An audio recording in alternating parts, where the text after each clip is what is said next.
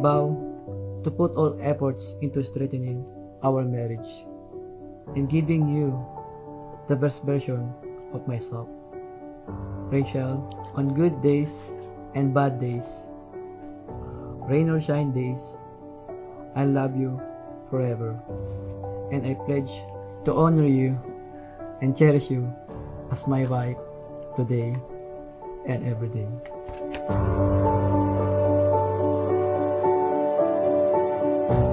Mahal, thank you for being one of the reasons kung bakit ako malakas sa tuwing pakiramdam ko mahina ako.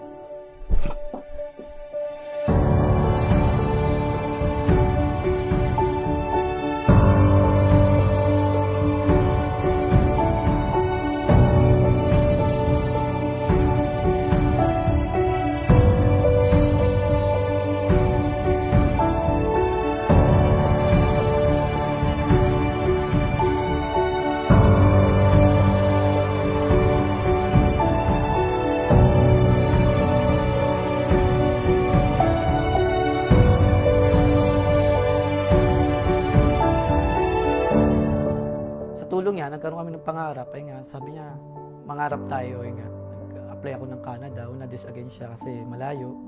Malalayo sa pamilya niya. Sabi ko, gusto kong bumuo ng pamilya.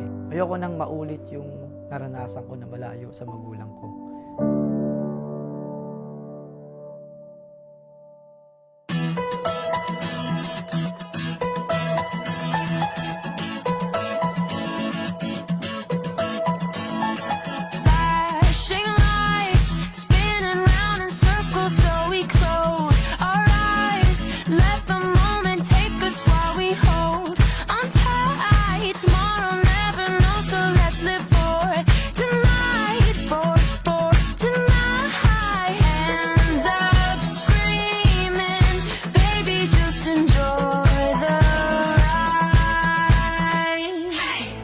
Thank you sa magiging makulit.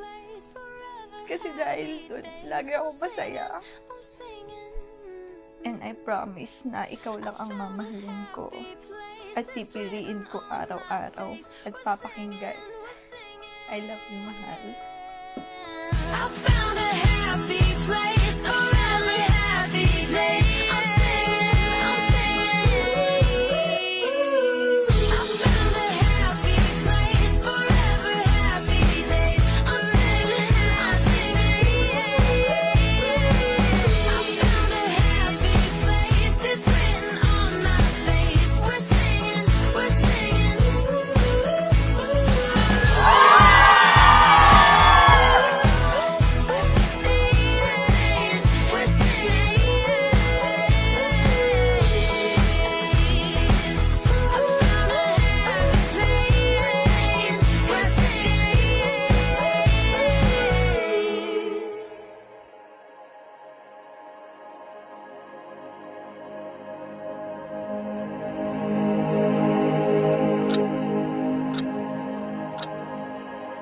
Magkameron kami ng sariling family, magkameron ng kids.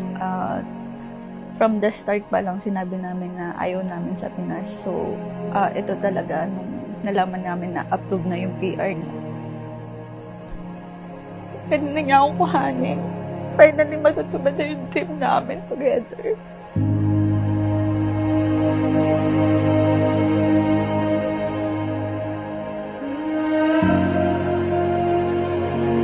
According to God's law, to the scripture, woman, submit to your husband, and husband, love your wife as you love yourself.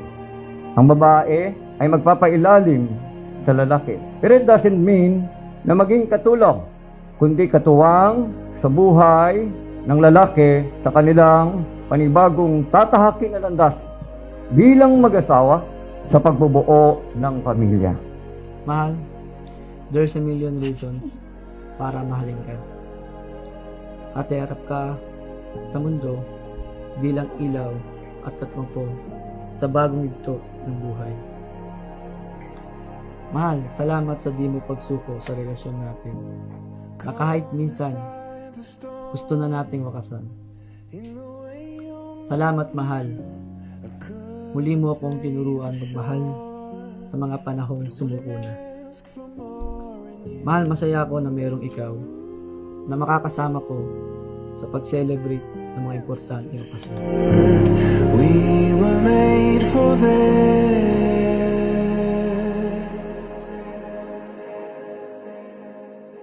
Kung di dumating yung hinihintay natin at di rin kita makakasama, baliwala to. Baliwala sa akin yung pagod, pera, o asset ko, o oportunidad na mawawala sa akin sa Canada kung wala ka rin. Kumbaga sabi ko, handa ko nang i-give up. Then, nga, after Christmas, thanks God, binigay niya. Kasi ang tagal namin to hinintay na mangyari. Then finally, ito na, kakasal na kami.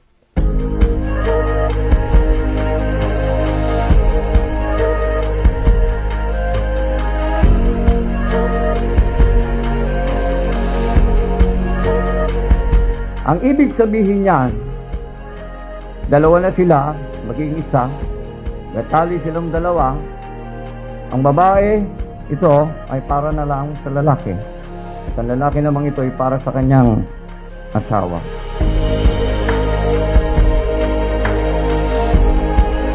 Actually, nag-try kami mag-baby nung 27 siya o 28. Pero hindi kami pinalad hanggang sa lumipad na ako ng Canada.